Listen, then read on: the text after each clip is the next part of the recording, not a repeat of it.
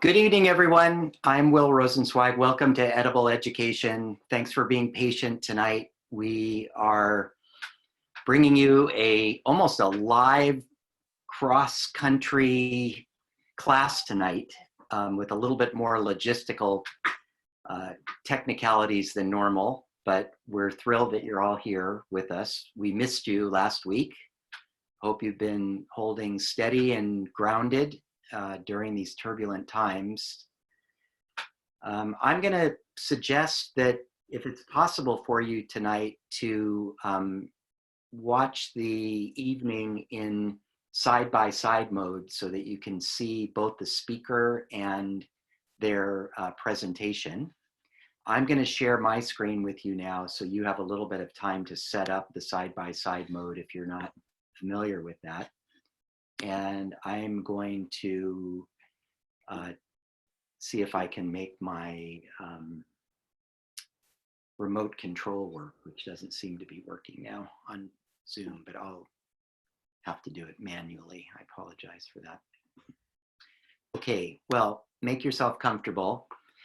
How to get the most out of our time together this evening is have your video on, have your audio on mute, use that side-by-side mode. Tonight, we're going to encourage you to ask questions in the chat box while the speakers are speaking. So you could say, question to Dr. Eisenberg, or question to Dr. Shu, or question to Liz or Aurora while they're speaking. And Fiona and I will do our best to moderate and collect questions and find the right time during the presentations to share those questions. Please actively participate in the polls, and then our favorite thing to do is to engage in a breakout at the end of the class. Again, this evening we're going to have a breakout session of groups of 4 or 5 people. It's going to be a lot of fun. So be sure you have your audio and your video working then, and we'll finish up the evening that way. All right. So let's warm up tonight and use the chat. And I wanted to offer you this prompt. The most nourishing meal I had during spring break was blank. It made me feel blank. So what I'd love for you to do is just populate the chat box now, so that we can see what everybody's thinking and doing. And let's see if we can see everyone in the chat.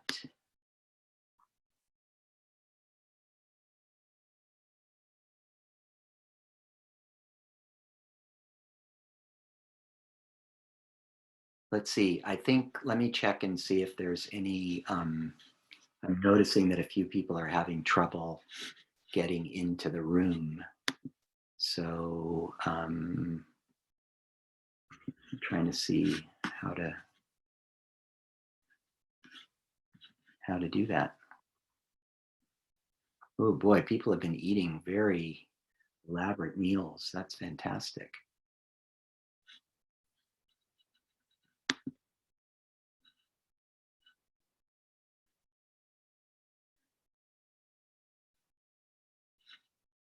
All right. Thank you so much.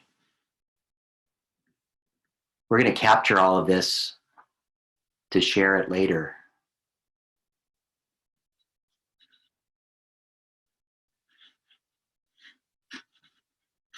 Let's see, I'm going to check here and make sure, oh, there's some people we're waiting. Hopefully we've got everybody on board now. Okay. It would be great, Aria, if you're there, if there's somehow you can turn off the waiting room. I don't know how to do that. So, you cannot actually turn off the waiting room. okay. All right, well, we're going to keep going.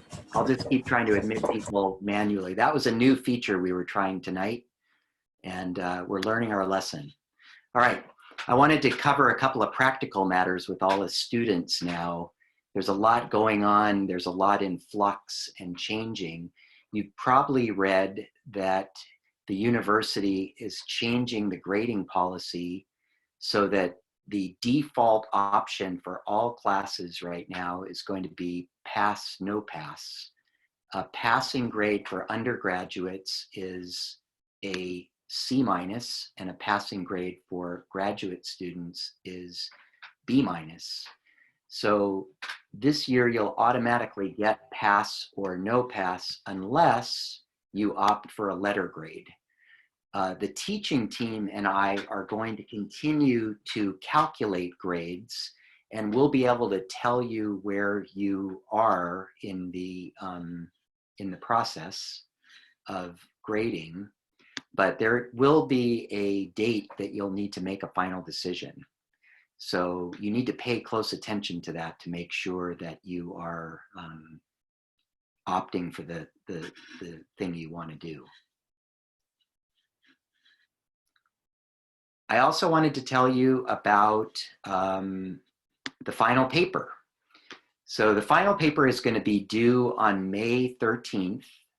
We want to give you plenty of time to think about it and plan for it. It's a 5-page paper, double-spaced. It's really an opportunity for you to integrate everything you're learning this semester and bring it into a cohesive form that hopefully is going to be really useful to you. And there'll be 2 topics, and you can choose one. The first topic would be to allow you to do a profile of a food systems change maker. That could be a person, it could be a team, it could be a company or an enterprise, it could be somebody that spoke to the class or somebody that you'd hope to speak to the class. It's really an opportunity for you to do more research and come to understand more about somebody who's really actively changing the food system. And what we're going to ask you to do is to use the mindsets, tool sets, skill sets, the systems thinking framework that we've been learning about so that you can provide a context for how that food systems change maker is intervening in the system, what they're doing to make a difference. The second option would be for you to choose to write your own vision and plan for your change-making journey. So if you can imagine yourself working in the food industry or in a nonprofit enterprise, this will be your chance to kind of formulate a plan for that. We're going to want you to engage your practical imagination to move that forward. We're going to send out the rubric and more detail on the questions later this week, but I just wanted to let you know that that's in the works. Okay, now I'd like to share our first poll, and it's basically about how you are holding up. So let's take a look at our first poll. Please fill this in just over the next few minutes.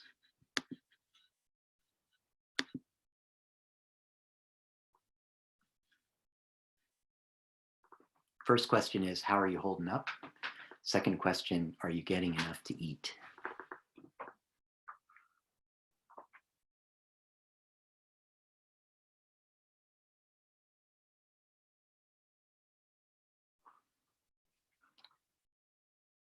Okay, thank you. We're about halfway reported now, 65%. I'll wait till we're about 80%. If you're having trouble finding out how to do this.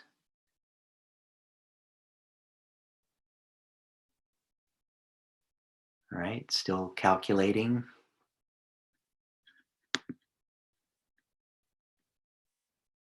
Good. Okay, so we've got about 75% reporting.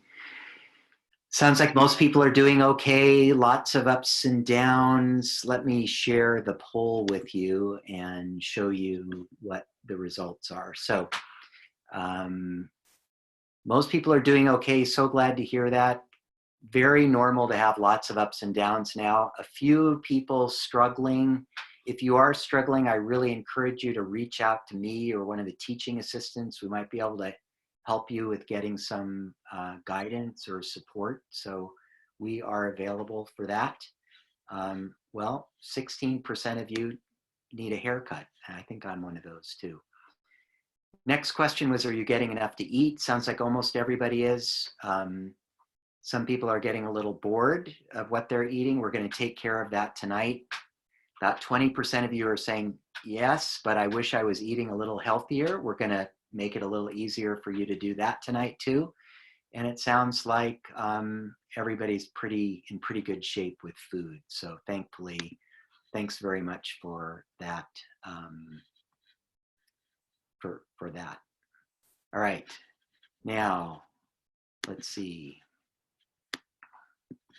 Get rid of this.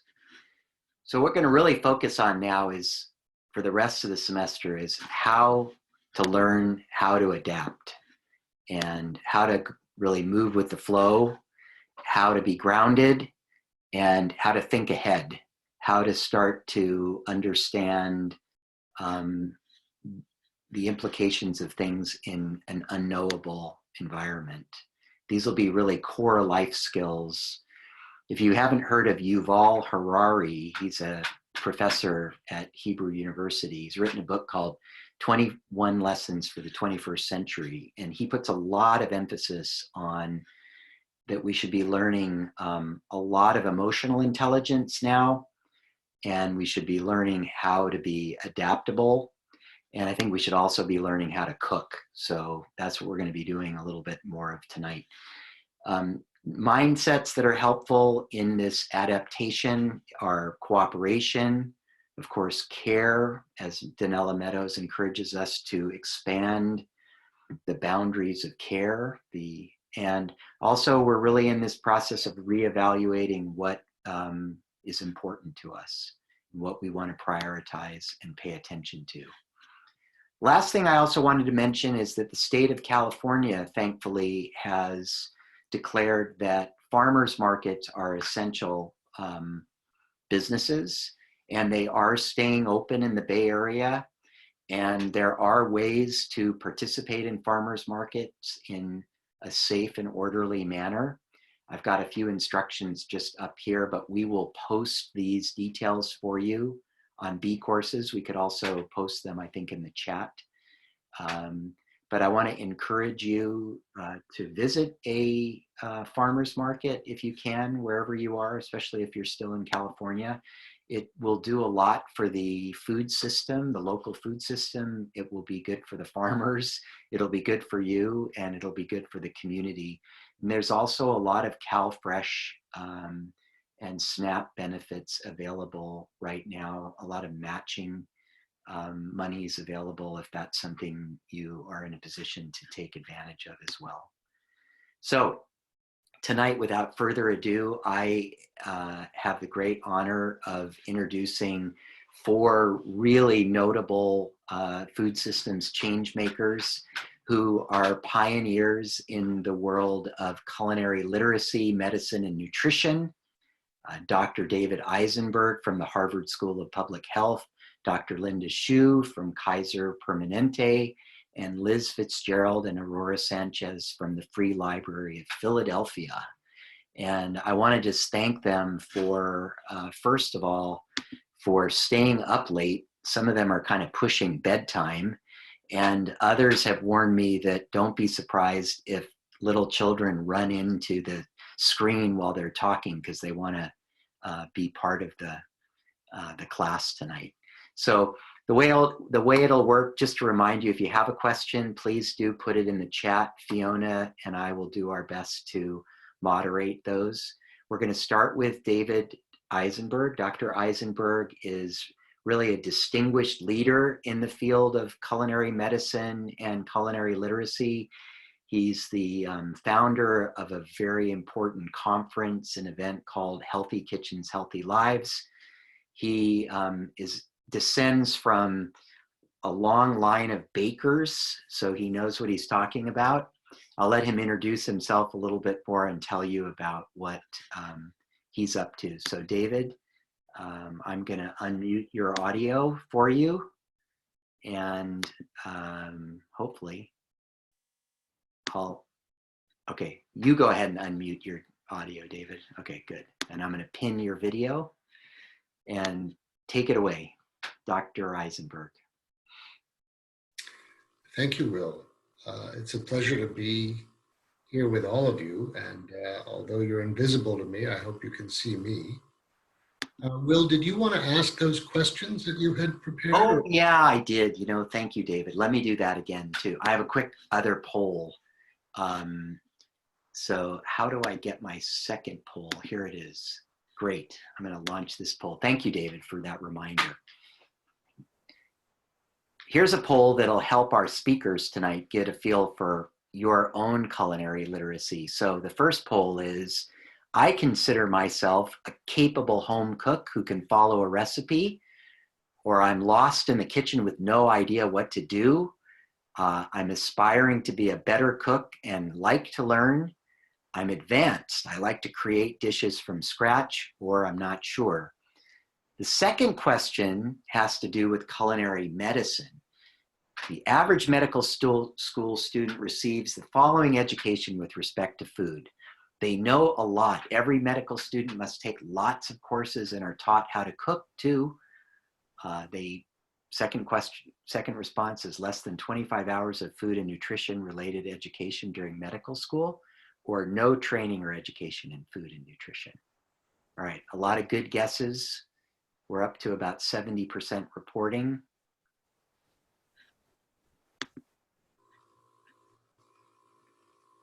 And I'm going to share the poll now.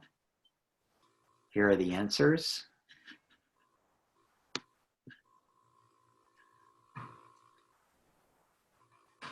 So it looks like half our group, well, maybe about 37% are capable. A lot of you want to get better. Some of you are pretty advanced, and just a few people are lost. Not bad at all. All right, David, is that helpful? Yes. I'm sorry I forgot to do that. Thanks for. Can we see if I can share my screen now, Will? Okay, let's hope so.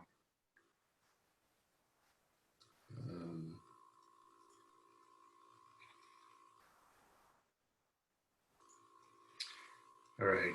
I have on my screen the lead slide, so you let me know if you're seeing it. I am not seeing that. Ari, if you have any, let's see, let me grant you host status, David, so you can have that. And let's see if that gives you control over your slides. Can you try it one more time? Yeah.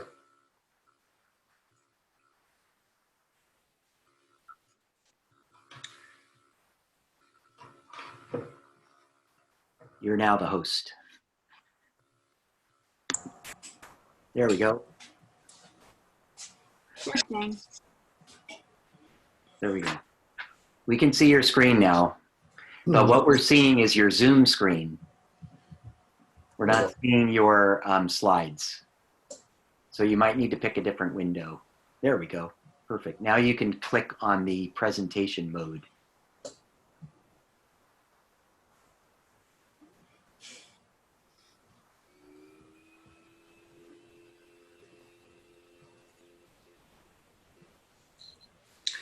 Trying to get to my first slide, but it's not.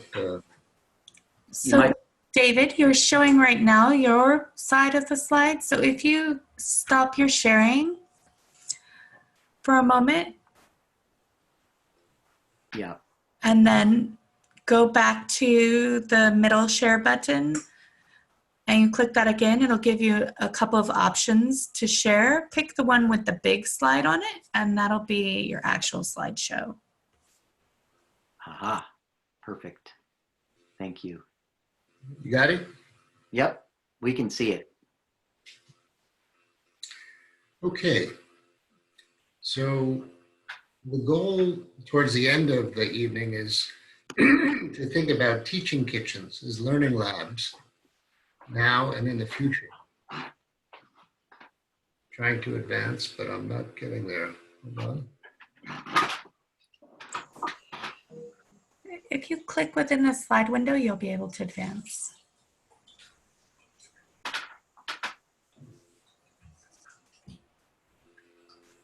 Is that advancing at all? No. If you click on the big slide, you should be able to advance. Let me go back a step. Sure. Got it. So, Okay, I'm just to give you a little time check. I'm running a little bit behind. I don't want to rush you, but I just want you to know kind of where we are. As Will mentioned, the way we'd like to lay out the evening is I'll talk for 15 minutes, really giving you a sense of where we are, the current state of affairs. And then I want to talk to you a little bit about how we are trying to educate health professionals about food, cooking, health, and sustainability. Then I'm going to hand it over to two of my very gifted colleagues who are going to sort of translate this and tell you about how they're doing this in real life settings. Then we're going to come back to me and I'm going to try to give you an overview of how this is actually turning into a movement nationally and globally around this concept of teaching kitchens as learning labs. And that's how we'll end up. In the interest of giving you an overview, I think most of you know that obesity, diabetes, and lifestyle-related chronic diseases are increasing at alarming rates. There's now evidence that children today will be the first in our history to live shorter lives than their parents. And I've given you references for everything I'm showing on these science-based slides. Life expectancy decreased for the first time in 2016. It's decreased in 17 and 18. About 3 years ago, the New England Journal published that today's 2-year-olds, 60% of them will be obese, not just overweight by age 35. I know, it's quite unbelievable. And you all were given this Time article recently that talked about the fact that half of Americans will be obese within 10 years. Diabetes has quadrupled in the last 30, 40 years.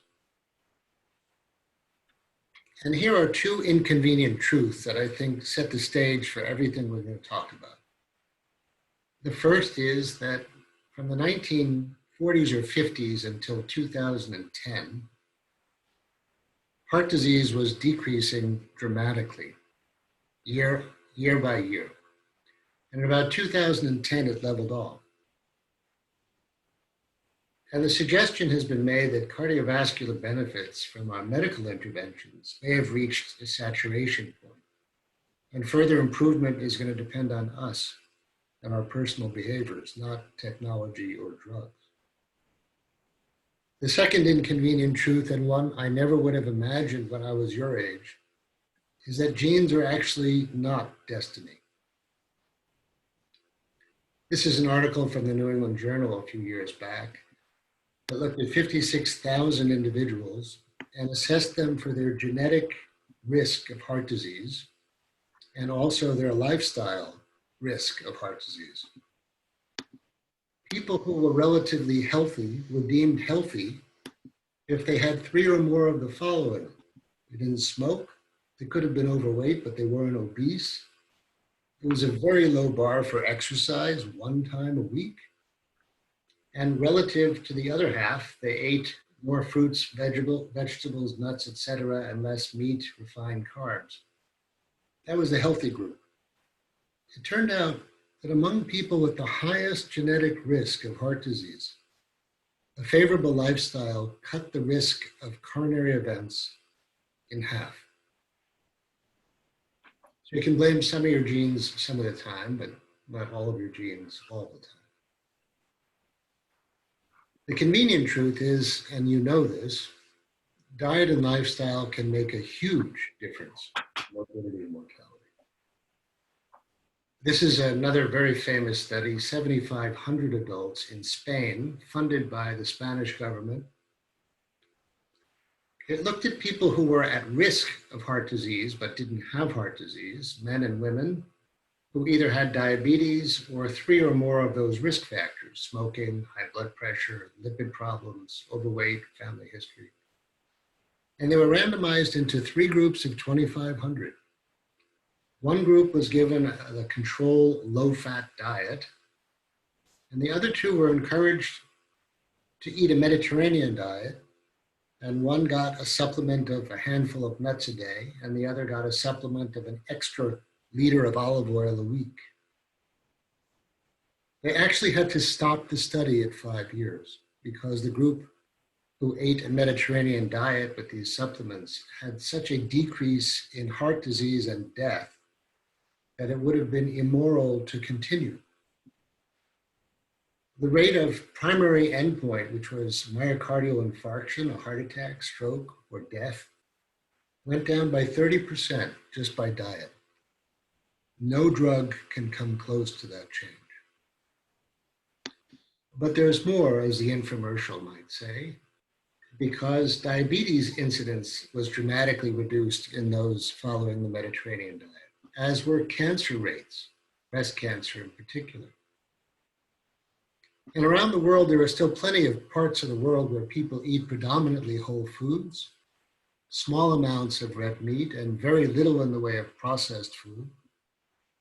And then there's us at the other end of the spectrum.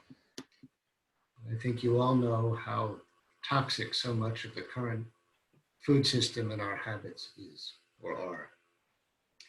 So here's the current state of affairs. 3/4 of adults overweight or obese, 100 million Americans with prediabetes or diabetes on a fast track to heart disease and early death. Most feel stuck. Cooking is at an all-time low in the United States because for the last 2 generations, everyone was working. The food system, as you in this class know, is utterly broken.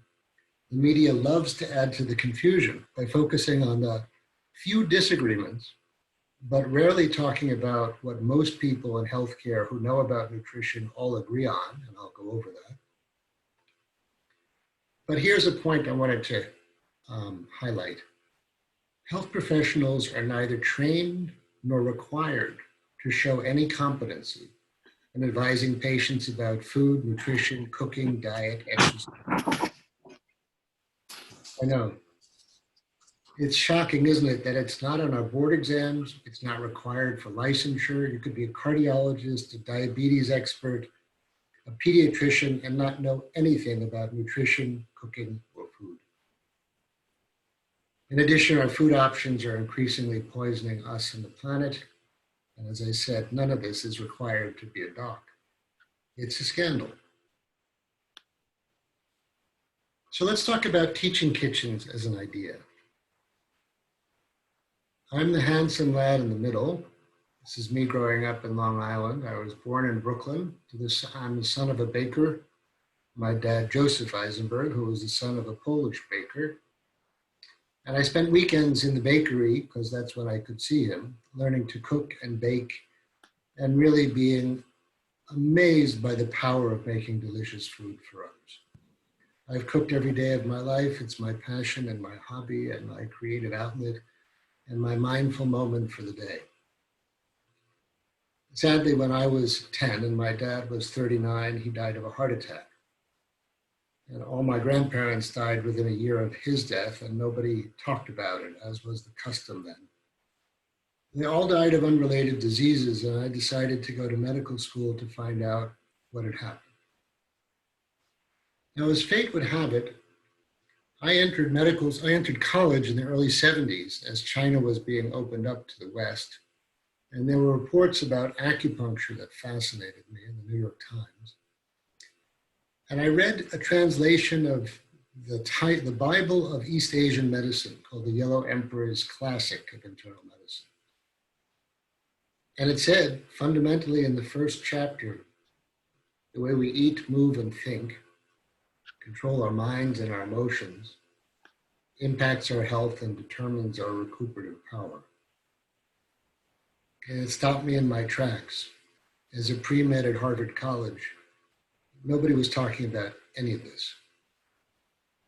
So I studied Chinese while I was a pre-medical student and ended up being sent to China in the late 70s as the first US exchange scholar since 1949, sent by the American National Academy of Sciences to study Chinese medicine. And luckily for me, they assigned 3 chefs to the 8 foreign doctors in the country. So I got free cooking school for a year of predominantly plant-based, healthy, delicious, fantastic food. This was also my personal introduction to mindfulness through Tai Chi. If you fast forward 2,000 years, the great advances of genetics and biomedical discoveries could be more than offset by the burden of illness, disability, and death, caused by too many people eating too much and moving too little. When I entered medical school, when I finished my training, when I joined the faculty and worked in hospitals, both on the West Coast and the East Coast, I never met a doctor who knew much about nutrition, and I never met a doctor who knew anything about cooking. And I was stunned. So when I was at Harvard, I approached the head of the nutrition department and took him with me to meet the heads of the Culinary Institute of America, arguably the top cooking school in the United States, and said, what if we build teaching kitchens in hospitals to teach people a different relationship with their food?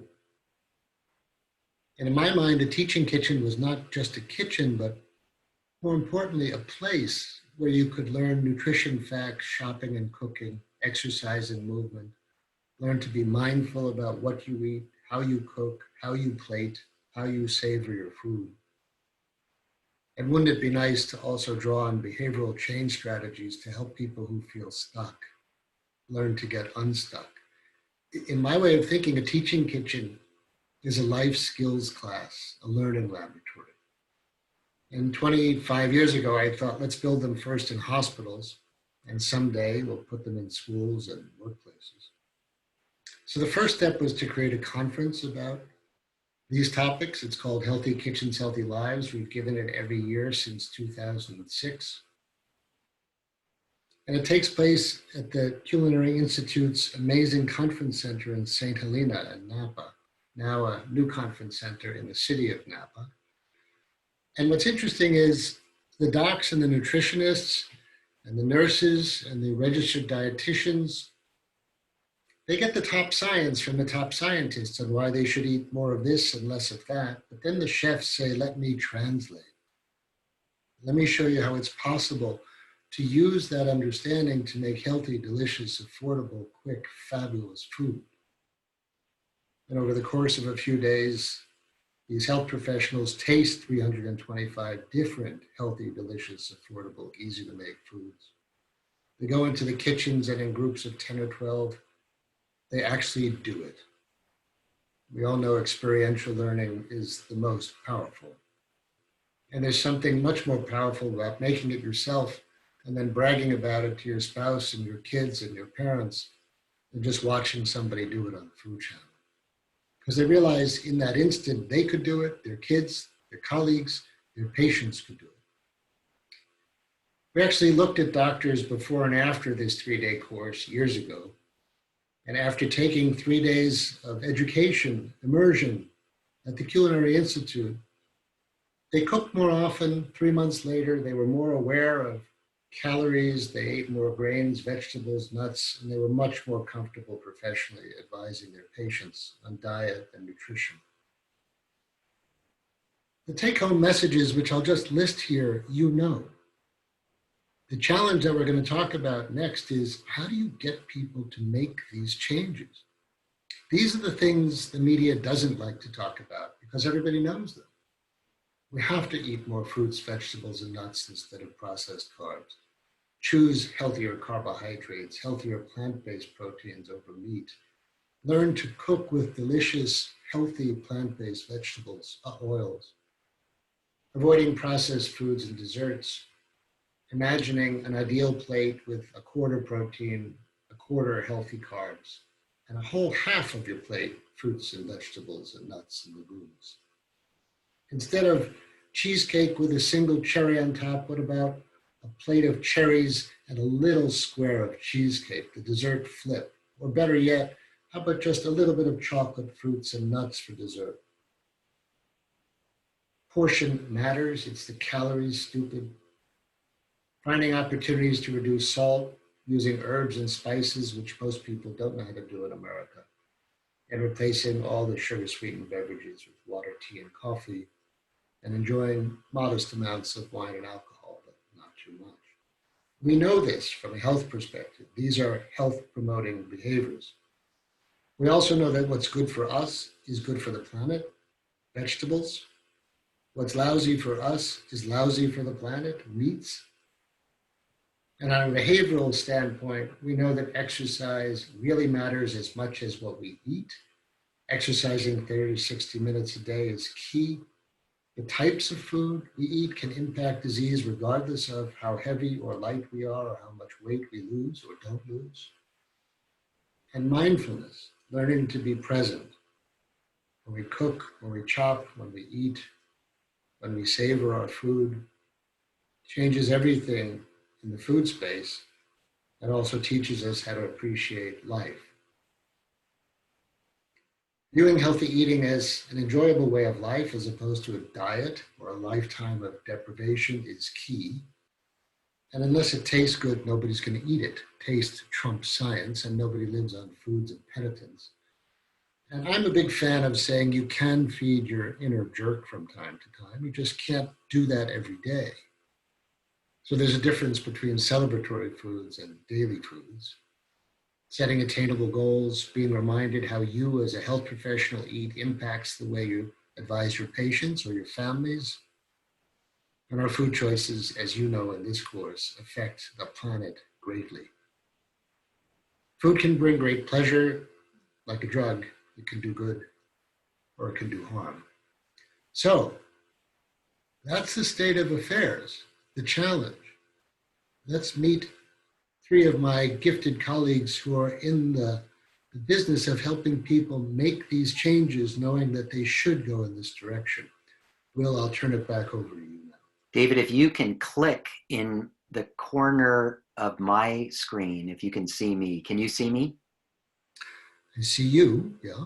There's a little box with 3 dots. If you click on that and it'll say, make me the host again, that would be great.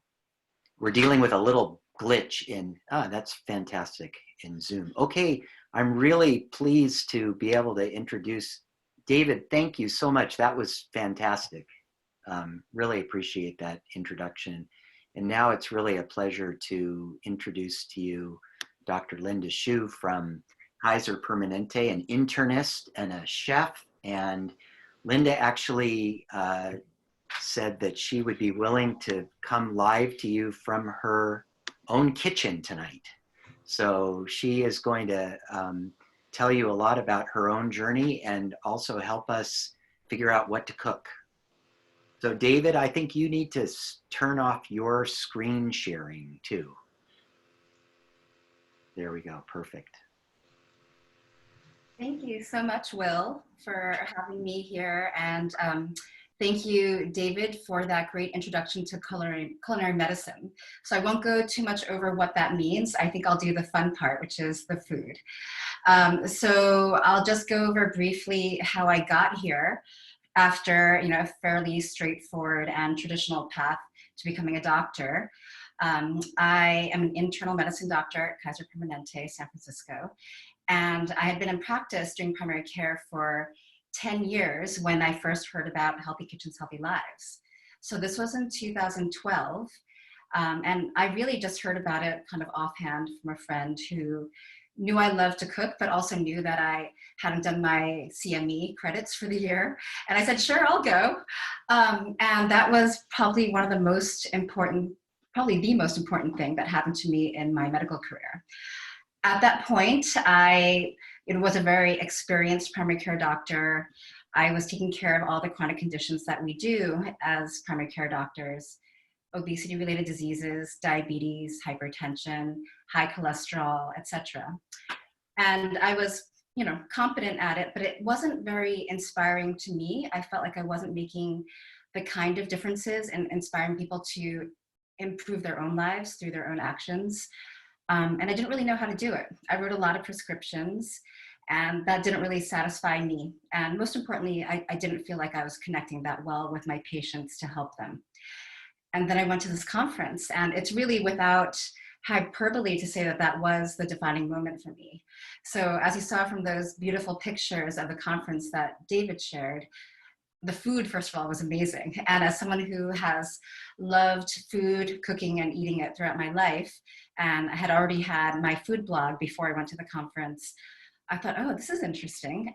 There's science I can translate for my patients, and this might seem crazy, but maybe I can teach them how to cook. So I went to the conference, and literally 1 week after that, I taught my first cooking class. Sometimes I act quite quickly. It just happens to be that one of my colleagues, one of the ones who had actually attended for my practice, was running a study on lifestyle approaches to controlling hypertension. And they were not offering cooking classes as part of that, but he thought, oh, maybe Linda can do this. So I did, and I liked it. And I found that I had a knack for it. And so I just continued. And actually public libraries played a big role in this because I needed a place to give my presentations. And it was actually a librarian from a local public library system who said, hey, do you want to come and teach a cooking class at our libraries? And so I did that actually for several years, and had the kind of cheap thrill of cooking with books behind me. When I was growing up, you couldn't bring any food into the library. So that was really fun for me. And I got a lot of practice doing that. And I had a lot of fun engaging with community members in a non-medical setting. But still in the back of my mind, I thought, wouldn't it be something, as David has always wanted to do, to be able to show people that I really mean that this is an important part of their healthcare, not just on the side, not just, yes, you should also learn how to cook, but I need to teach you how to cook so that you can partner with me in improving your own health. And so I continued along my path, and I thought, how will I do this? And then I made a big decision to take a break from my medical practice in 2016, and I went to culinary school. So I did a professional culinary degree at San Francisco Cooking School. And then after that, I moved my practice over to Kaiser Permanente, which for those of you who are not familiar, as an integrated healthcare organization focuses on prevention, perhaps more than some other medical systems. It made a lot of sense for them. I had already known that they had established the first farmers markets in a medical setting years before that. And so I thought, well, if they have the groceries, perhaps I can teach how to cook with them. And so that's how my classes, which are called Thrive Kitchen, started back at the in the beginning of 2017, and still going strong, except for, of course, right now while we're sheltering in place. But that's been a great success. The classes sell out every month. And it's been a great joy to really engage with people on this very experiential level, where I really feel like they are truly understanding what it takes, what it means to eat healthy. And as David was alluding to, make it taste great, so that it's not just, I need a lot of willpower to stick with this healthy diet. It's really, I want to eat this. That tasted so good. So that's a brief story of my journey here. And as I said, we'll get to the fun part, which is the food. So I'm going to do a really brief cooking demo. Will asked me to focus on things that would be practical and helpful for all of us right now in this time where we are sheltering in place and hopefully minimizing trips outside of the home. And so he gave me the challenge of teaching something that would be flexible and that could be made largely from pantry ingredients and perhaps allow you to shop every other week. So I thought about that a little bit, and it was actually not that hard. I thought, okay, what can we cook from our pantry? And that's what I have lined up here. Whole grains, which are one of the great healthy ingredients that you can have as a staple in your diet, are completely pantry stable. You can buy a wide variety of them and store them forever, and they're pretty foolproof to cook. And so I'll just start with showing you a couple of these grains here. These two whole grains do contain gluten. This one is farro, which is my favorite whole wheat variety, and this is barley. They take a while to cook, but they have really nice texture, and I find that for people who aren't really sure about exploring whole grains, they often like these two for their texture. So those are two grains that might be new to some of you. This is a mixed brown rice blend. It has a variety of 2 types of brown rice, some wild rice and others. You could certainly blend your odds and ends of rice yourself. Many places also sell their blends that are commercially available. This is gluten-free, of course, as rice. And then this last one is one which a lot of people are not familiar with. It's also gluten-free. This is millet, which is about the size and shape of quinoa, and also cooks quite quickly, as quinoa does, in about 10 minutes. It makes a really good substitute in texture and size for couscous, but has far greater nutrition. On that note, whole grains in general have fiber, B vitamins, and a bunch of minerals, which are stripped from their refined counterparts. So always choose a whole grain if you can. And so this is just one I'd like to highlight there. It has protein and fiber that other grains won't have. And then just a note on cooking whole grains, it's very easy. They all cook in the same way. You basically pour them in boiling water, they absorb the water, they steam, and then they fluff up when they're done. This can be done on the stove in any pot with a lid. And for most whole grains, it can be done in a 2-to-1 ratio of water to the whole grain. I just want to show you another very handy thing to have, even if you're a student. I actually had one of these portable rice cookers when I went to college. These are very inexpensive, maybe $20 still. And this allows you to really set it and forget it. As they say, you can have your grains cooking, whether it's the long cooking grains like farro and barley, or the quick cooking grains like rice, millet, quinoa, etc., while you're doing other things, whether that's studying or preparing the rest of your meal. So just one idea, but again, if you don't have that, you can certainly just cook it on the stove. So what can you do with whole grains? Well, I'm going to show you some other pantry stable ingredients that can work well with your whole grains. So David mentioned having more plant-based proteins. So what that means is having more legumes. So legumes are probably one of the solutions to world hunger and sustainability. They're very quick growing, they're very inexpensive, and all of them can be either dried or canned, and so they're great for a time like this when you need to be cooking from your pantry. Some of them cook very quickly, like lentils. Some of them take a little bit longer, like dried beans, but you can certainly use canned beans. If you do that, try to choose ones that are lower in sodium or have no added salt. Always read your labels, because some of them can be labeled low sodium but actually have more sodium than one that isn't labeled as such. And then rinse them before you use them, and that will wash away some of the excess salt as well. So we have our grains, we have our legumes, and another pantry staple would be seeds and nuts. So seeds and nuts, I have some cashews here, some sunflower seeds, are great, not just because they add some crunch and texture, which a lot of, quote unquote, healthy food lacks, but also because they're great sources of micronutrients and minerals, including zinc. One of my other goals today was to actually introduce to you immunity boosting ingredients, which primarily are zinc containing foods, which happen to be legumes and seeds and nuts as some of our best plant-based sources, and also vitamin C. So putting this all together in a way that you can cook from your pantry in a way that's quite flexible, I thought about teaching you to make a grain bowl, which some of you may be familiar with. And I want you to think about the grain bowl ingredients as things that you can batch cook. So all of these things are designed so that you can cook a large quantity once a week, perhaps, and then store them either in your refrigerator or freezer if you want to store them for a little bit longer, and then just pull out when you need them. And you can mix and match types of things. You can mix and match into recipes, whether it's in a grain salad, a grain bowl, or things like tacos, soups, etc.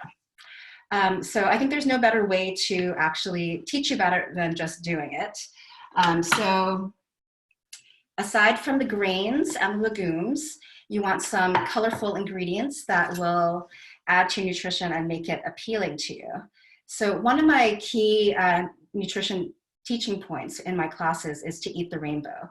And this is not only for the aesthetic purpose, which of course is an important part of eating. We eat with our eyes first, and so if it looks bland and brown and monotone, you're not going to want to eat it. But if it looks beautiful, I think you'll feel quite satisfied. So I put this in our rainbow configuration of Roy G. Biv. These are all high in vitamin C. Again, the second immune boosting nutrient I mentioned. So we have some sliced cherry or grape tomatoes. These are some sliced bell pepper. These are roasted sweet potatoes. And then I have some kale that I've massaged here. And as kind of an extra for both color and flavor, some pickled red onion. So don't worry about getting all these recipes here. I have put together a handout that you'll be able to access at the end of this class and refer to. So those are the topping ingredients. And as I mentioned, we're going to use some plant-based proteins. So these are some chickpeas that I've just seasoned very simply with smoked paprika, garlic powder, salt, pepper, and a little bit of olive oil. And this is some firm tofu that I've pan fried. And as I mentioned, with all of these ingredients, you can make all of these in advance and mix and match into different recipes. And then we have our seeds and nuts here. So the final bit before we assemble our green bowls is the most important element, which is flavor. So you may or may not get that much nutrition from the sauces that I'm going to teach you, although I've only used good for you ingredients, but they will give you that flavor that will make you want to eat these things as opposed to having to eat them. And it will also give you a way to season other things like salads and also noodle dishes, pasta dishes, etc. So give me a moment here while I get my first set here. We're going to be making a tahini dressing here. And I'm just going to bring out the ingredients for it. So tahini is made, again, out of one of our zinc-containing seeds, which is sesame seeds, which are toasted and ground together with nothing else. This is just really the oils that come out of sesame seeds. And we're going to add a few things into it to enhance the flavor. You could just use a tahini on its own, but for a dressing, it's nice to have a few other elements of flavor. So that's just the tahini. I'm gonna add a little bit of fresh lemon juice. So in California, most people have lemon trees in their neighborhoods, and hopefully some neighbors will share their lemons if you don't have one. So I'm just gonna squeeze some of that lemon juice in. And all of this is basically done to taste. I have put exact quantities into the recipes I gave you just so that if you're not certain, you can try it that way. To add a little bit of sweetness, it's a little bit of maple syrup here. And then I didn't talk too much about spices, but spices are something that you should stock your pantry with. This is a little bit of dried garlic powder. I would use fresh garlic for most things, but for things like sauces where you want them to be really smooth and where you want concentrated flavor, garlic powder is not a bad idea for that. And then this is a bit of cayenne pepper for a little bit of spice. And then all you do is stir it all together. You could also put it into a container and just shake it up. And literally within, seconds, you have a good sauce.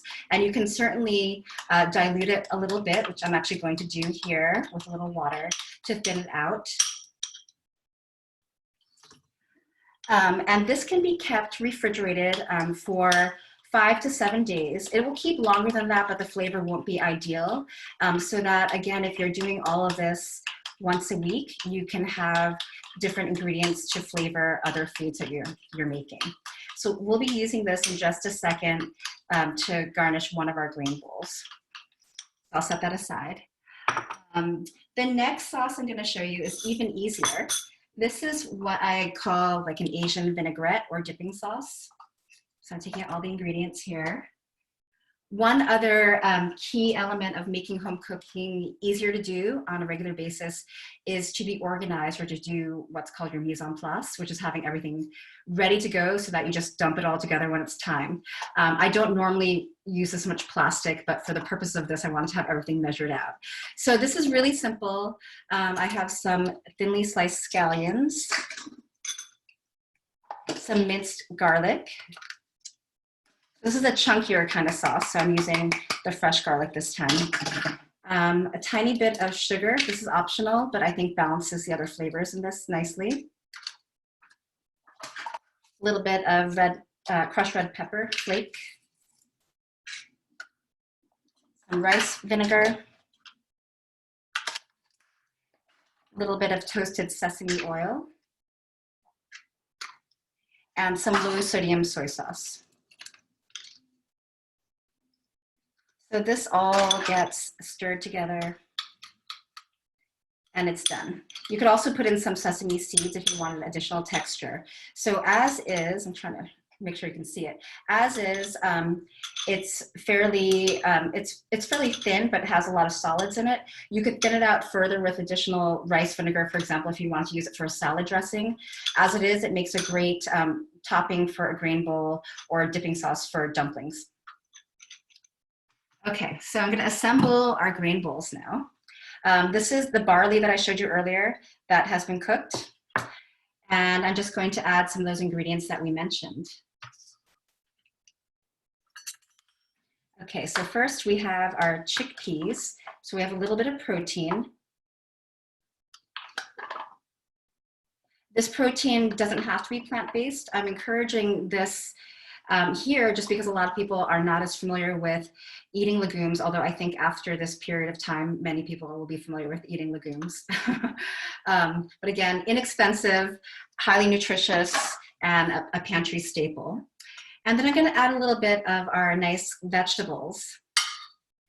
So a little bit of our grape tomatoes, bell pepper, roasted sweet potato.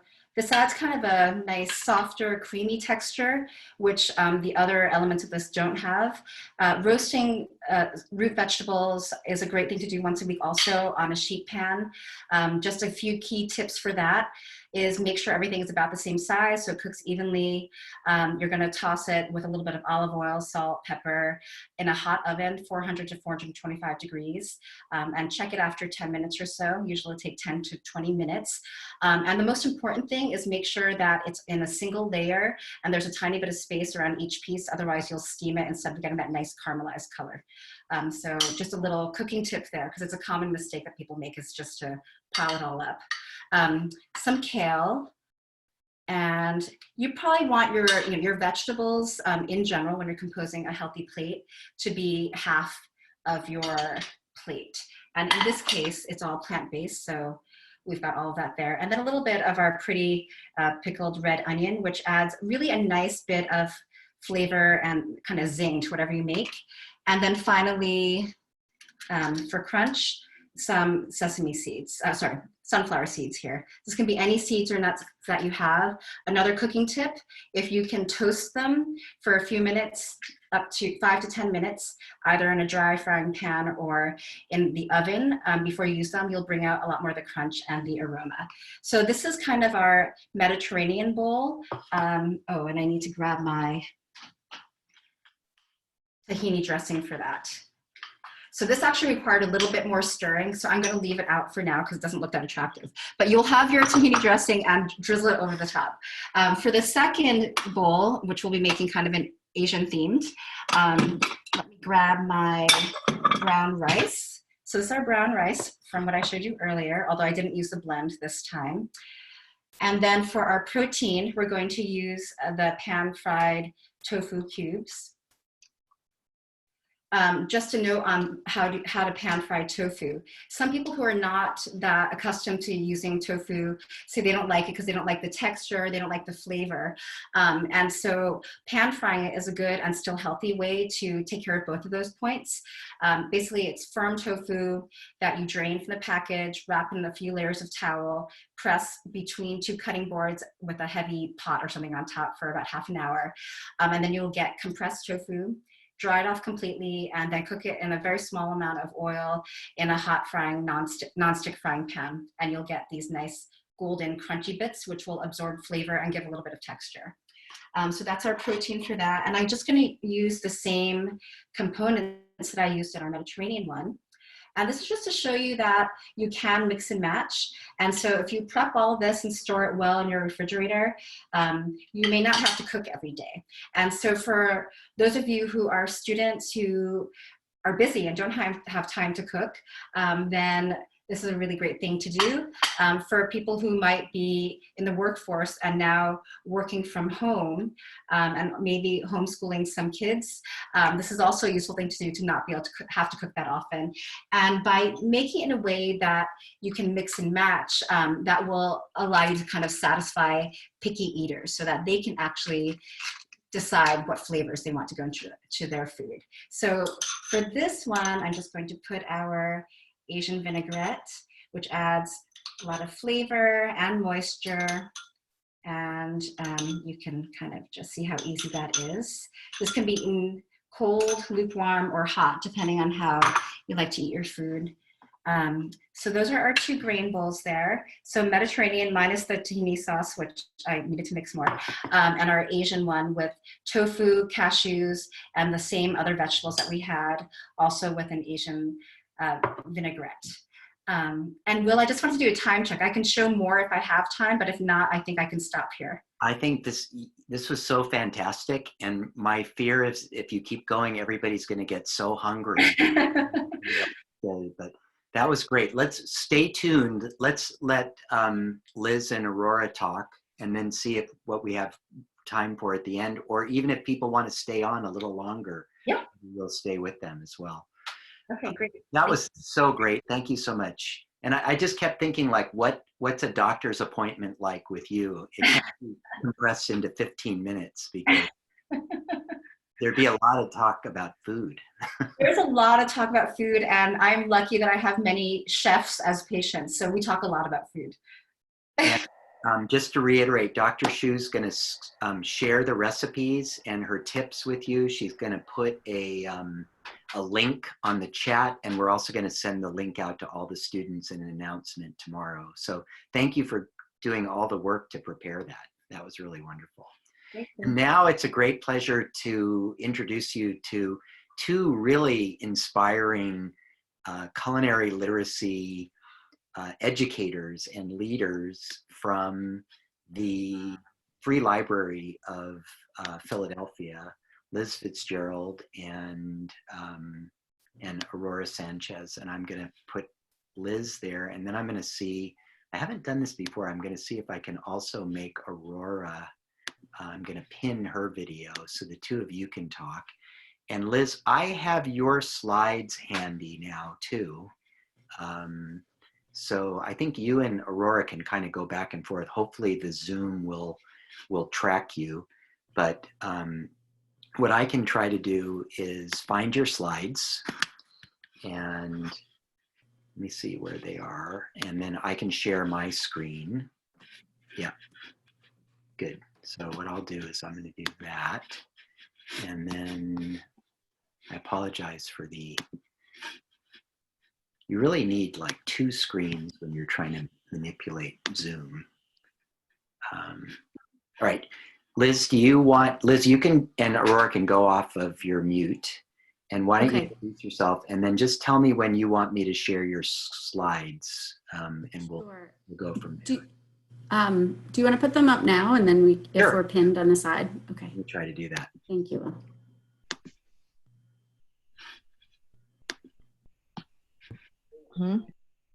Is that good? Can you see them? Perfect. Yep. And you just tell me next slide, and I will do my best to do that. Okay, great. Well, thank you very much. And Linda, if you are ever in Philadelphia, then I would be thrilled to have you teach a class at the Free Library's Culinary Literacy Center. So I am Liz Fitzgerald. I'm the director of the Free Library of Philadelphia's Culinary Literacy Center, and I'm here with my colleague, Aurora Sanchez.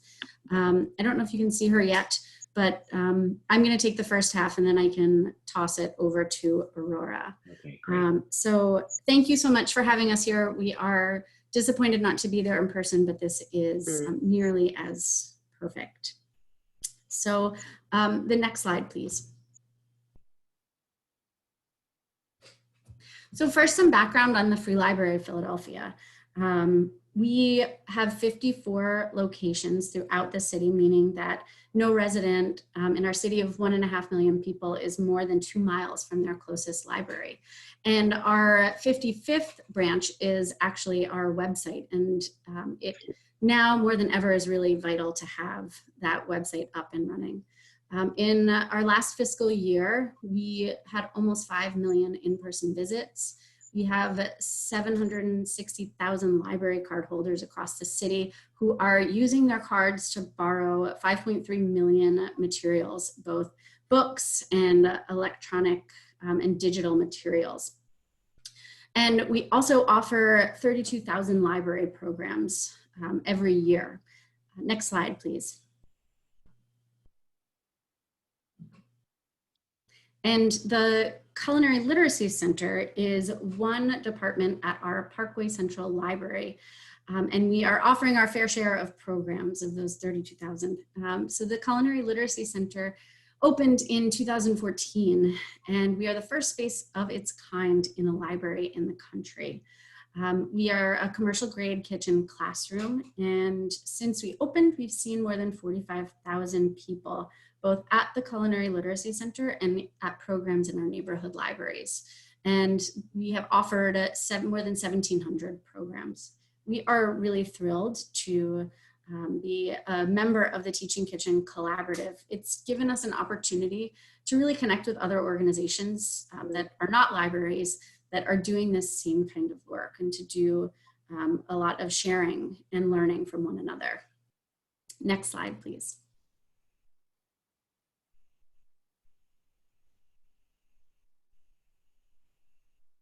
So this is our space. This is the Culinary Literacy Center, the kitchen in a library.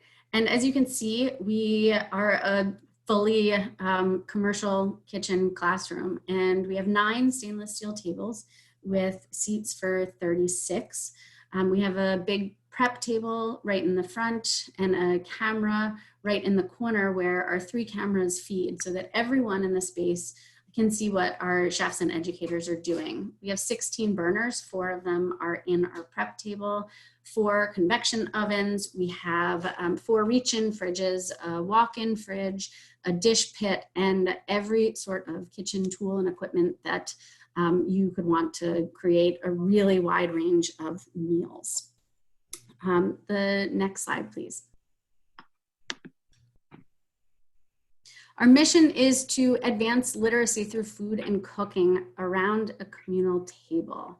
And I'm going to talk a little bit more about what that means and how we fulfill our mission. Next slide.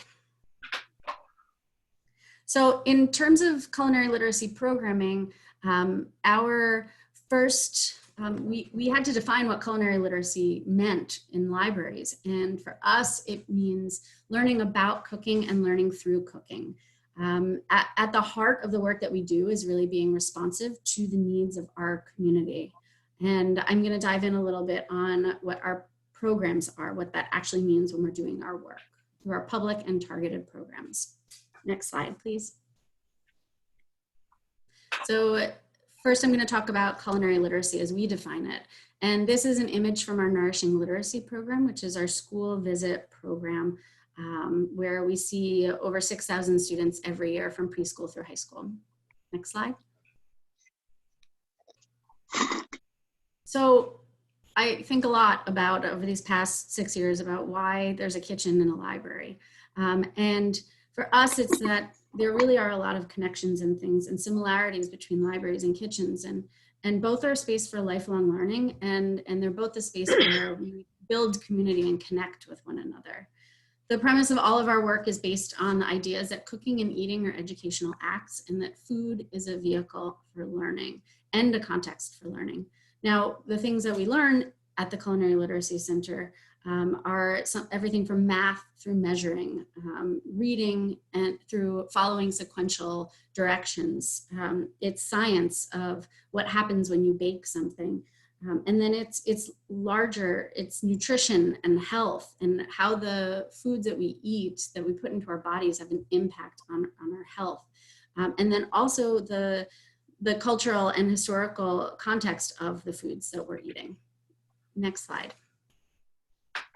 So what we are always trying to do at the Culinary Literacy Center is to respond to the needs of our community. This is an image from our Edible Alphabet program, which is a program where we are teaching people English through cooking. Next slide, please. So in terms of responding to the needs of our community, what does that mean in Philadelphia, that is the poorest big city in America? So in Philadelphia, 21% of our residents are food insecure, but when you look at the high poverty neighborhoods, that number goes up to 30%. And it will surprise no one, I'm sure, to know that those high poverty neighborhoods are also the communities that have the highest incidence of violence, that have high unemployment, that have the worst numbers and statistics around social determinants of health, and they are predominantly Black and Brown communities. So what does it mean for us to be responding to the needs of these neighborhoods and the people who live in them? One step that we're doing is we are partnering with anti-hunger organizations.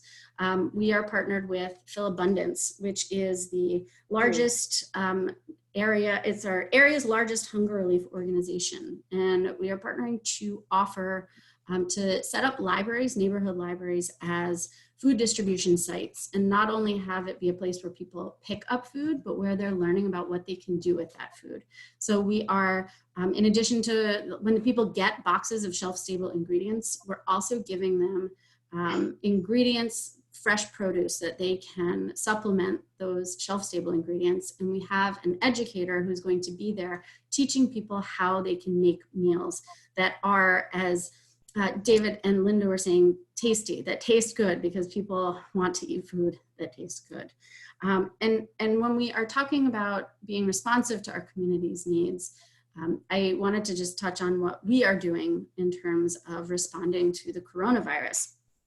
And for us, the Culinary Literacy Center, that means balancing sharing information and making sure that people have critical information, like where they can pick up the boxes of free food throughout the city, where students can access free meals, balancing that critical information with some levity, some entertainment, some ideas that people can use to keep their kids entertained. And all of that is going on our blog and the Free Libraries website, and then also on our social media. So I've actually been in this kitchen cooking with my 4- and 7-year-old, hopefully giving some other parents ideas of what they can do with their children. All right, next slide, please. So when we aren't facing a global pandemic, what is it that we do at the Culinary Literacy Center? And we think of our programs in 2 different buckets: public programs and targeted programs. And that's an image out on the terrace off of the Culinary Literacy Center where we had a public program. Next slide, please. So in terms of public programs, they're open to everyone, and they happen both at Parkway Central in that beautiful kitchen space, and then also in our neighborhood libraries. And it's important to us that our programs reflect the diversity of Philadelphia, both in terms of the food and cuisines that we're cooking, and also the people who are leading and those classes, our educators and our chefs.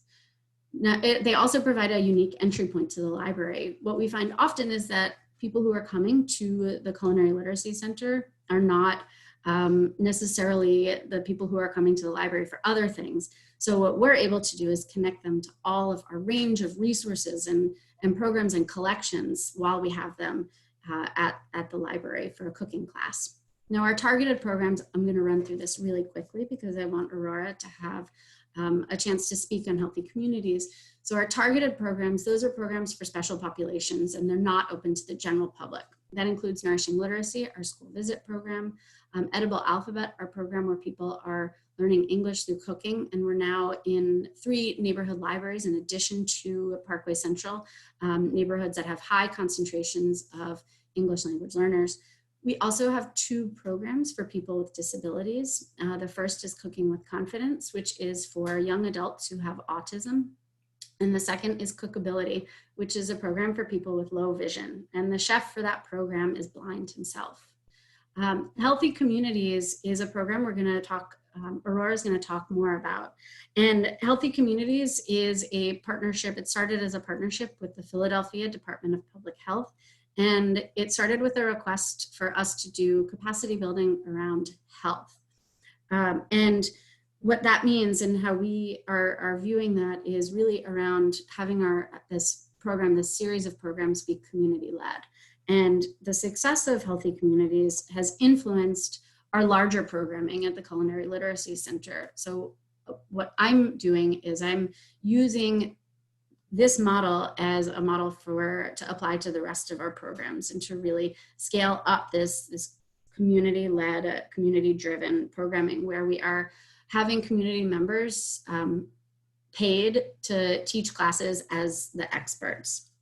And what we're doing, what we hope to do when we all get back to normal life is to do a community chef training. Aurora will talk about the one that we did in the past, but to do a community chef training that's really informed by the framework that David shared earlier about the take-home messages around health and nutrition through cooking. And I'm going to toss it off to Aurora now. Hello, good evening. I'm really pleased to be here with y'all. So Healthy Communities is my baby. It is a partnership with the Division of Chronic Disease and Injury Prevention at the Department of Public Health. It increases our capacity at the Free Library to offer free and accessible cooking, physical activity, and gardening programming. Program offerings range from heritage-inspired culinary series to strength training for seniors to foraging workshops. And our program priorities are based on feedback from community members and our library colleagues. Next slide, please.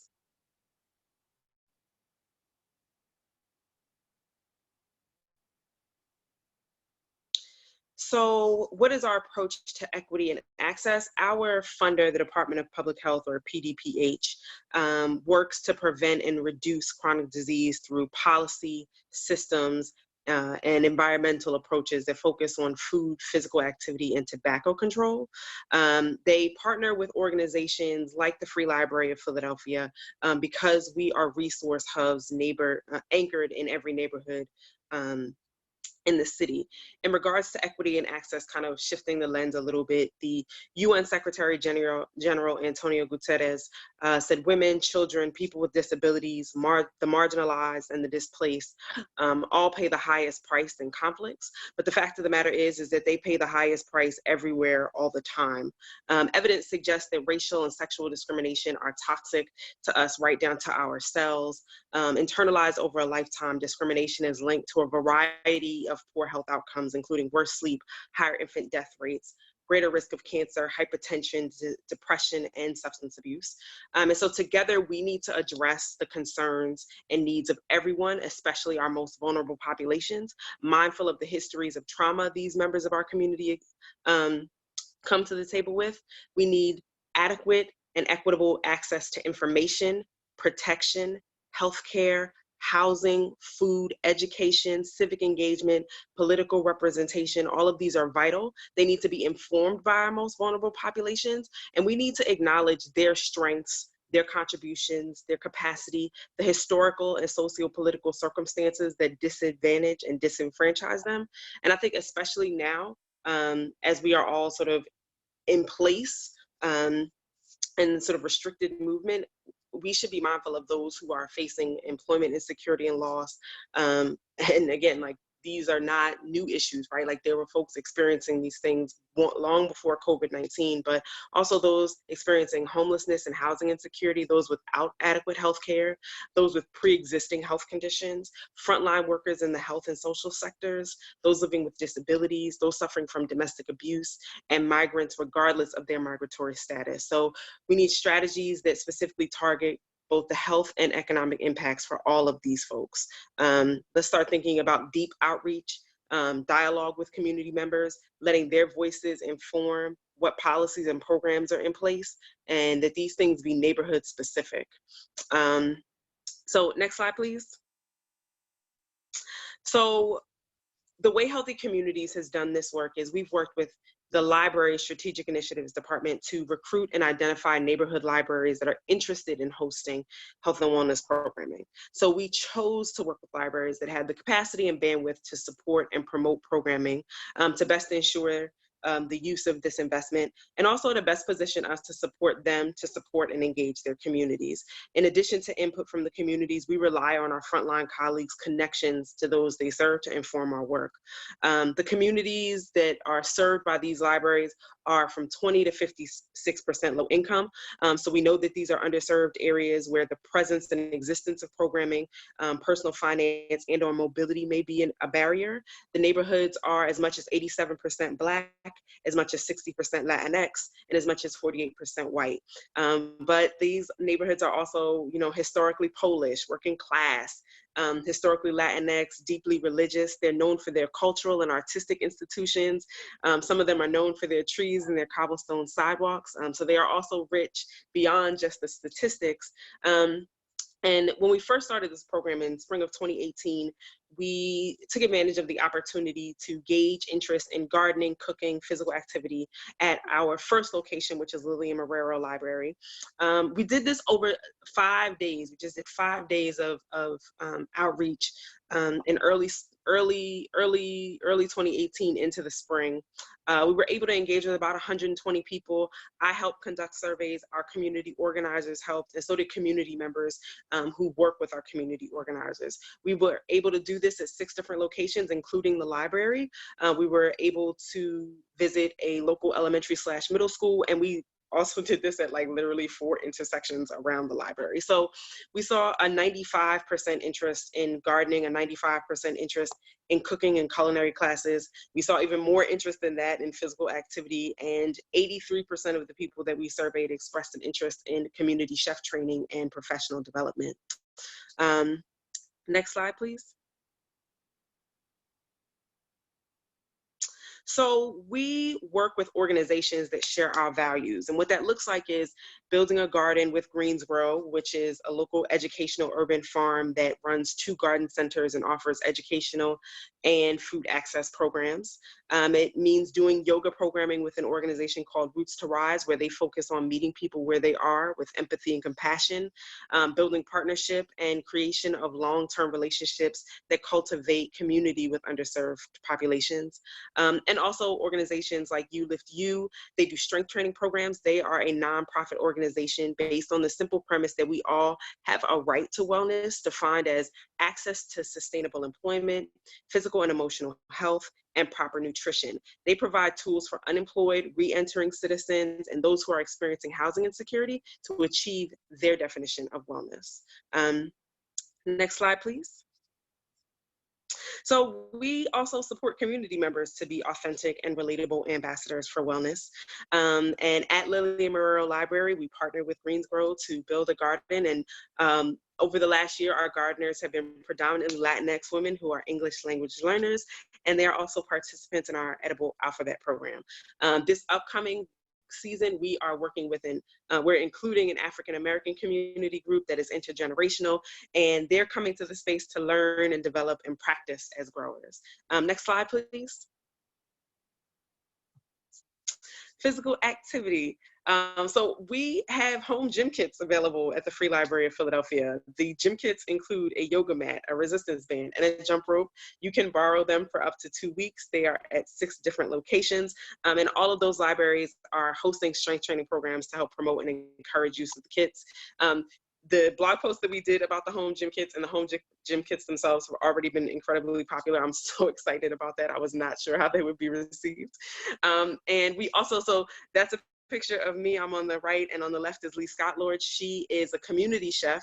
She's a personal trainer, and she facilitates and organizes run and walking groups for femmes, and specifically femmes of color in Philadelphia. And she has led a good number, I think like 14 programs for us. And the library that we had, one of the libraries we hosted her at has actually engaged to stay on with her. So she's continuing programming even outside of her work with us there. Next slide, please. So cooking, we do cooking, yay! Besides our community chef programs, which I'll talk about in a moment. We have our culinary heritage cooking program. So that is a taste of African heritage and a taste of Latin American heritage. There are 3 folks that we work with predominantly to lead those classes. Dejanaba Gordon, Claire Richardson, and Nyambi Royster. Sort of across the board, they are working with food insecurity and helping folks get access.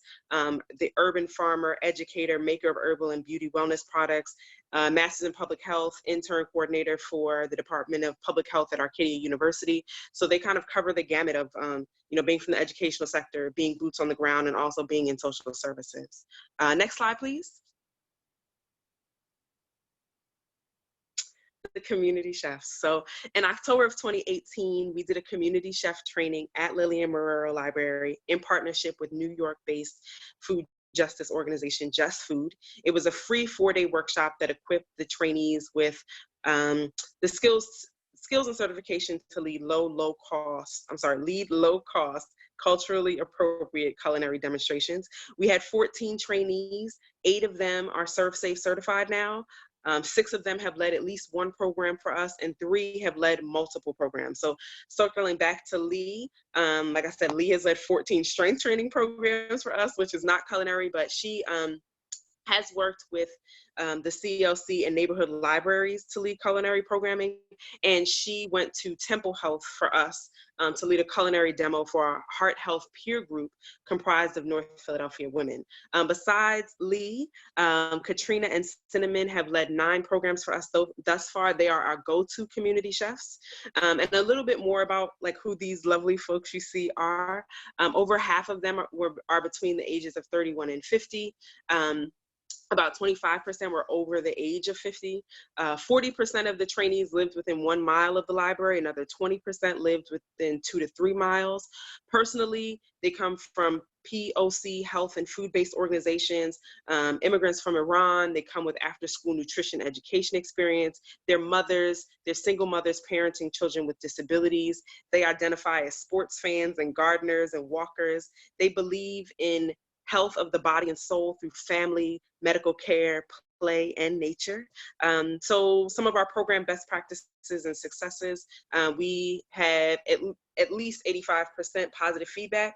And some of the takeaways from participants is learning about new foods, learning new recipes, experiencing different flavors, and that eating healthy can be delicious. So some specific quotes: I love Philly libraries more than ever. The women serving were pleasant and extremely gracious. The food is fantastic and healthy. So nice to have community and share together. And just a little bit about what works. We compensate our community chefs that we trained on par with our other community educators. And just 2 quotes from 2 of the trainees, actually from Katrina. The first one is from Katrina. The training was one of the most important things to happen to me last year. After a long period of unemployment and shut doors, it gave me light at the end of the tunnel. Lee, who I've mentioned a few times, she's a star. She said, the training has opened a door that would otherwise have been closed for me. I have always had a passion for connecting food and nutrition to heritage and personal story. However, I have not been able to fulfill this dream because of the rising expense of higher education. As a result of this training, I can begin to contribute to the movement of nutritional wellness through culturally appropriate food ways, instead of waiting on the sidelines until I have enough financial resources to complete a culinary or dietetics degree. In regards to equity, this program is a catalyst for change. So our approach to this is simple, delicious, seasonal, relatable recipes. We encourage experimentation. We do food giveaways. We talk about food as the staff and educators, but we also invite participants to talk about food and share food stories. We share job postings, community events, and professional development opportunities with our community chefs. I would say at least once a month. We try to stay in touch with them in general. One of them texted me today just to say, hey, and how you're doing.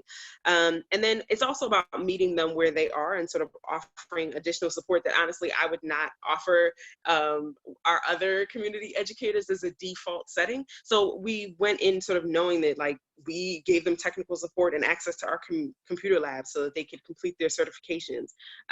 We give them, you know, materials and resources. We maintain reasonable expectations and just conversation, and we try to know what's going on with them personally.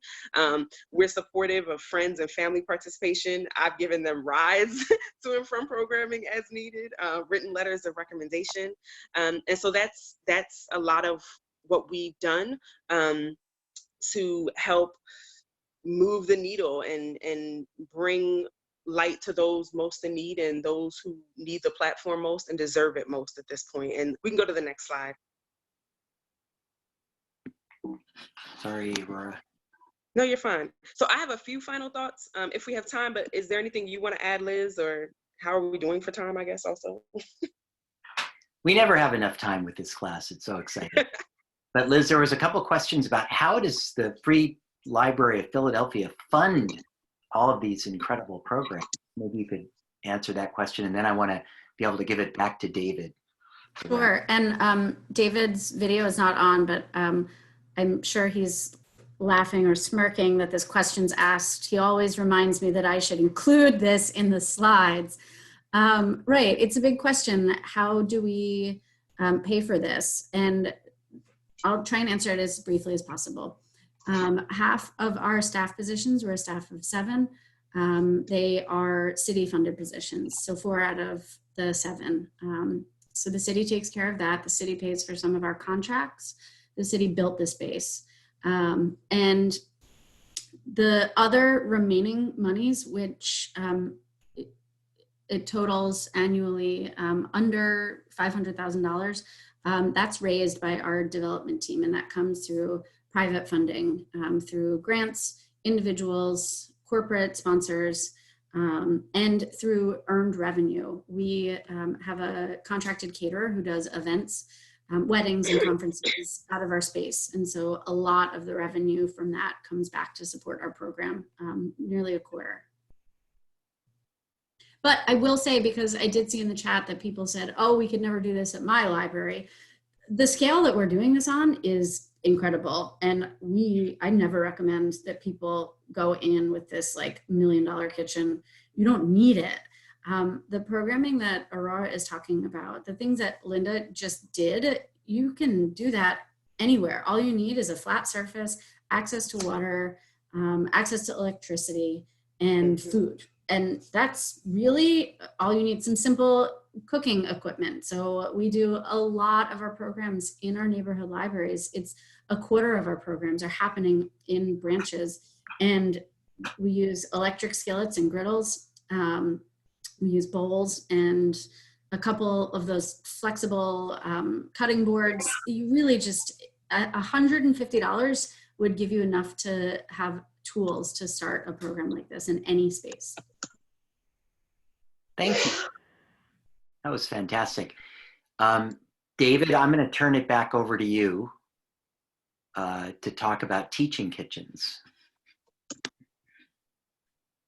And I'm going to make you the host again so that you can share your slides, and then you have to give it back to me at the end. And Aurora, thank you so much. That was so compelling. And I was so moved when I saw you speaking in person, and you even like put it across on my little screen. So thank you so much. All right, David, I'm going to turn it back over to you. Will give me a sense of how much time we have. Well, we tend to want to end on time if we can. What I'll do is, why don't you spend the next 10 to 15 minutes at the most? People obviously have their own discretion if they like to zoom out. So why don't you continue? We'll try to end at about 7:05. I mean 8:05 California time, which I know is getting really late for you there. And it's fine. I didn't know if you wanted to just have interactions now, or you want me to just try to focus my comments on the collaborative. And it's yeah. Why don't you spend a little time on the collaborative? I think what we're going to do is ask students to send in the questions to us, and then Fiona can either make direct connections between people that have questions that you take offline. But I think while we're here together, it would be great to hear a little more about the teaching kitchens.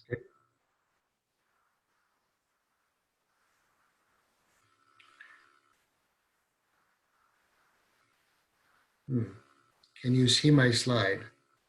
Yes. Good. So first, I really want to compliment my three pioneering colleagues. Linda, you always inspire me, as do you, Liz, and Aurora. It's so nice to meet you. I think you're doing what we're talking about. And the purpose of this last 10 minutes is to give the students a sense that this is happening across the country in different settings. So let me try to make that case. Well, I'm trying to advance, but it's not working. So let me go back.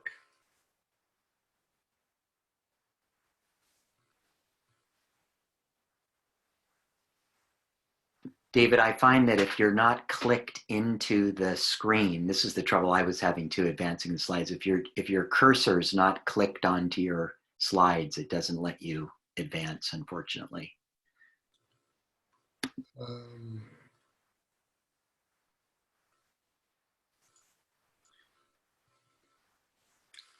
Maybe this will tell me if I'm there yet.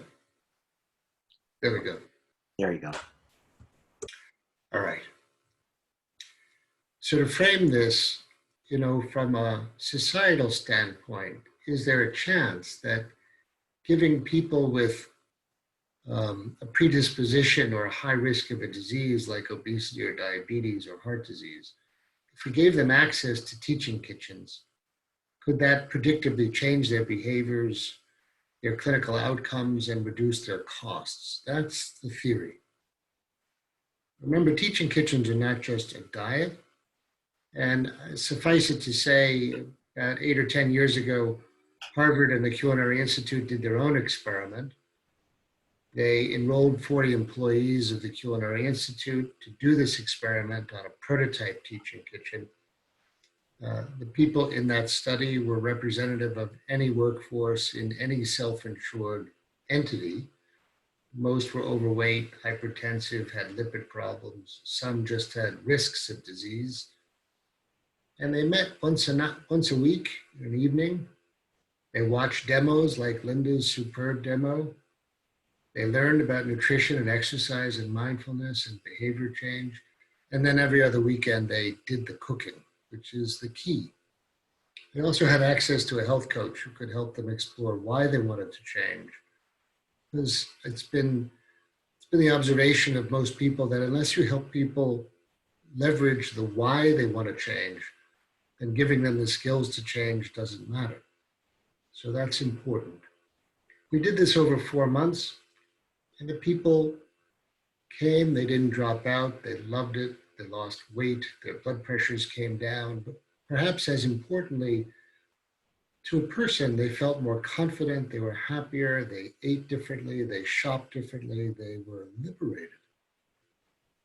Some pictures from that first study at the Culinary Institute, where they have kitchens, that's why we did it on their employees.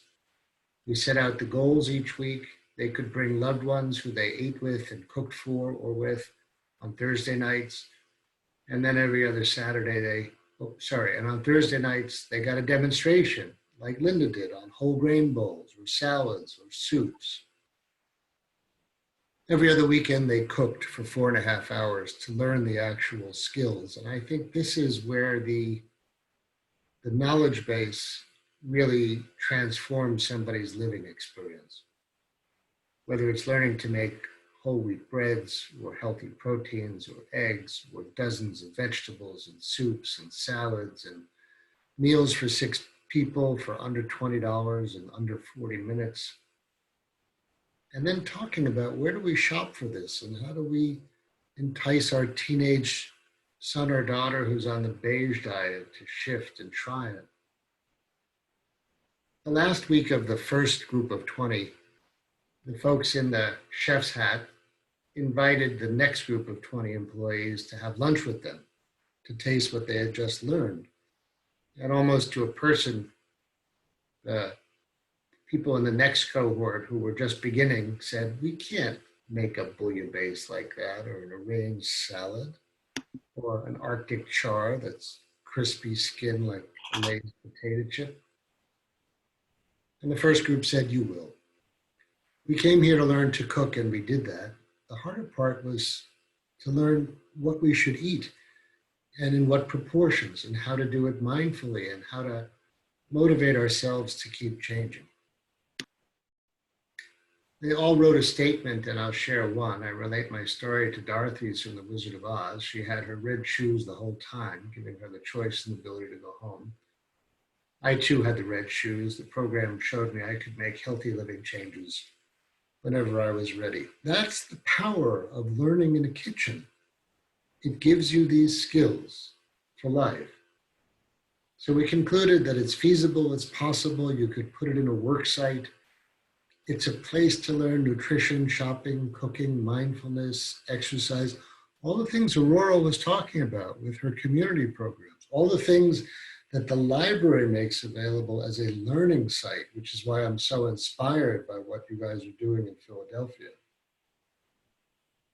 So I want you in the class to think about, what if these kitchens were in all the hospitals and medical schools and K through 12s and every item on this list, and also wherever your cafeteria is, what if it could be flipped into a teaching kitchen? The reality is it's already happening. There are built-in teaching kitchens all over the country. Cleveland Clinic has had one for a decade, Maine General Hospital, Boston Medical Center. Boston Medical Center also has a rooftop garden and a food pantry for people who are food insecure. University of Texas School of Public Health has a kitchen for registered dietitians to learn how to cook and teach people how to make gardens. West Virginia, the county with the most obese people in the United States, has a gorgeous teaching kitchen, which has in fact lowered the obesity rates and is now led by a chef who's a cardiologist. Beautiful kitchen we've heard about from Liz and Aurora. Even cruise ships have teaching kitchens now. And massive companies like Google have teaching kitchens on 17 different campuses. These are expensive, but there are less expensive models. That's the point we were just making. There are kitchens drawn on trucks, mobile kitchens for $1,000 in 123 VA hospitals. There are even less expensive approaches, as Liz was saying. $100 induction cooktop, a cutting board, inexpensive knives, pots, and pans. This is at Stanford University dining, right next to where they make all the food for the dining hall. YMCAs have inexpensive teaching kitchens. But in 2015, I observed that all this was happening in isolation of one another, without the chance for these groups to learn from each other and share their pieces of the puzzle and create best practices. So we created something called the Teaching Kitchen Collaborative, and Will is actually the chairman of the advisory board of this group. It's now got 35 nonprofit organizations and 5 corporations. We meet regularly. And the point is to share our knowledge, create best practices, and importantly, design co-created curricula, the software. So we can use the same instruction for different populations, whether it's kids, adults, patients with heart disease, retirees, veterans, after-school programs. And then we can create our own research network and show that it actually makes a difference, that people change, their health outcomes improve, their quality of life gets better.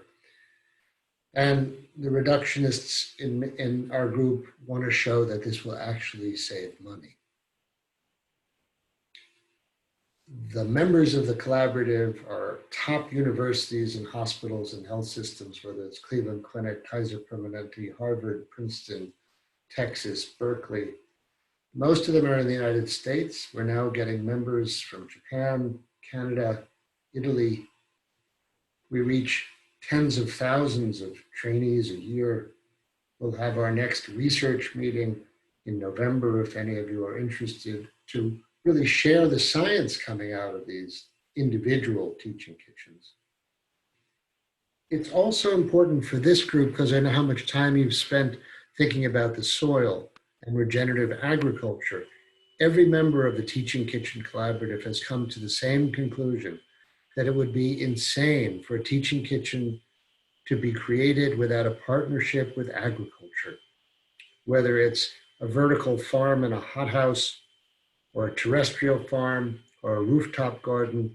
Why have a teaching kitchen without a garden or a farmer's market without a teaching kitchen?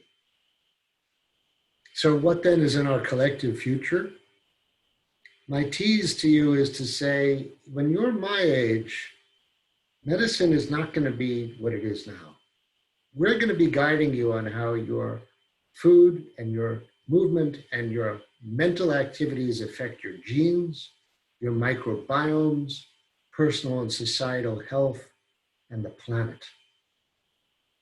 Today, health systems use genetic evaluation to predict disease. We are doing more and more basic science at a great expense. Hospitals are really in and out procedural stations. Most of medicine is outpatient multidisciplinary care. But think about when you're 60, maybe in the health systems down the road, we will include exercise and movement centers, places for you to learn how to personalize your diet and improve your microbiomes, places where mindfulness, motivational interviewing, and health coaching are part of what helps you optimize your own well-being. And there will be teaching kitchens as learning laboratories. Right now, to do this, you have to be very, very thoughtful, connected, and wealthy. But we could imagine it. What's missing, though, is the financial engine. And the only way to create the financial engine, I think, is to align the financial incentives. You see, right now, doctors and hospitals and insurers get money for everything they do. It's called fee for service. You give a shot, you prescribe a drug, you bring somebody into the hospital, you change a joint, you do elective surgery. It's fee for service. The more you do, the more you make. But as we hit 20% of gross domestic product on our collective healthcare bills, I think people are going to say, that's nuts. Now we have to shift, and we're already shifting, for pay for performance, a capitated system, where everyone will say, okay, we can go up by 3% a year, but that's it. And then when money is saved or made by keeping people well and out of the hospital and diminishing their need for drugs and surgery and chemotherapy, you see that teaching kitchens become the goose that lays the golden egg. They are the financial engines of the system. So imagine if teaching kitchens were as common or ubiquitous as gyms or yoga studios or coffee bars. So I close with this as a teaser for all of you. How can teaching kitchens, whether it's in a library or a hospital, be used optimally to promote personal and societal health now? And how is this going to shift in the years after the coronavirus and its pandemic are behind us? I close with a quote from one of the inventors of the internet who said, the best way to predict the future is to invent it. This is going to be up to you and your generation. And I hope tonight's presentations by these incredibly thoughtful people, curated by the one and only Will Rosenzweig, give you something to think about. Thank you all very much. Thank you, David. And thank you, Linda and Aurora and Liz. And thank you, everybody, for bearing with my technological challenges tonight. Apparently, I learned about 3/4 of the way through tonight's class that Zoom did a software upgrade that reset all of my settings. So I was sort of struggling with that. What I'd like to do is let everybody go eat, go to sleep, whatever you'd like. But I'd also like for those people that would like to stay on for another 10 or 15 minutes and go to a breakout room, if you wouldn't mind, go to your little window and raise your hand. and I'll see like how many people are left. And if we have enough people, I'll turn the breakout on, and you can discuss what you learned in the class. You can think about what you're going to do this month in our shelter in place mode. And next week, just to finish up, we're going to have a wonderful class about taking action on food waste. And we have 3 remarkable change makers. Dana Gunders is the executive director of ReFed and formerly of the NRDC, and an author, really probably the foremost authority on what we as eaters can do in the realm of food waste. We're going to have Dan Kurzrock, who's an entrepreneur, and he's created the company Regrained. You'll hear how he's taking waste and turning it into specialty foods. And then we've got Sandra Curtis, who is one of the leaders of the Plastics Pollutions Coalition, which is really an associated issue with food waste, because food waste generates a lot of plastic and paper waste as well. So we'll see you next week. Thank you again to our special guests. Thanks for making this late night appearance. And Linda, thanks for cooking for us. That was just extraordinary. Linda will post her link. We'll send it around also on B courses. And I am going to, and Fiona will take the questions that didn't get answered tonight and get them to the right people. I am going to now attempt, oh, David, you actually have to make me the host again so that I can do the breakouts. So if you wouldn't mind that, the rest of you carry on. I won't turn this off for a while. You can stay in your breakout rooms. And Fiona, No, just tell me how I make you the host again. go up to my little box and the 3 dots in the corner and push the button and it'll say make host. I can't see your, oh, I can't see, you're on the main screen. Can you, how do I get you into the small screen? Push that in the top right corner, push gallery view or speaker view. Got it. Okay, am I the host again? No, not yet. Well, there we go. Okay, I can do a breakout room. We've got 40 people left. So let's make 10 rooms of 3 to 4 people. Thanks again. See you soon.